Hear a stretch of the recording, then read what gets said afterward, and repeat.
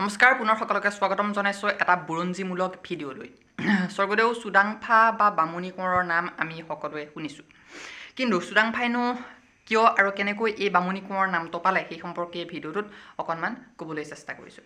চাওক, কথাটো আছিল এনেকুৱা যে চুডাংফাৰ দেউতাক আছিলে টাওখামতি। টাওখামতি যেতিয়া আহোমৰ ৰজা বা চাওফা আছিলে তেতিয়া তেওঁ চুতীয়া ৰাজ্য আক্ৰমণ কৰিবলৈ গৈছিলে, আৰু সেই সময়তে টাওখামতিৰ প্ৰথমগৰাকী পত্নীয়ে অৰ্থাৎ ডাঙৰগৰাকী পত্নীয়ে গৰ্ভৱতী অৱস্থাত থকা সৰুগৰাকী পত্নীক হত্যা কৰিবলৈ এক ষড়যন্ত্ৰ ৰচনা কৰিছিলে আৰু চাওদাঙক আদেশ দিছিলে তেওঁৰ সতিনীয়েকক হত্যা কৰিবলৈ।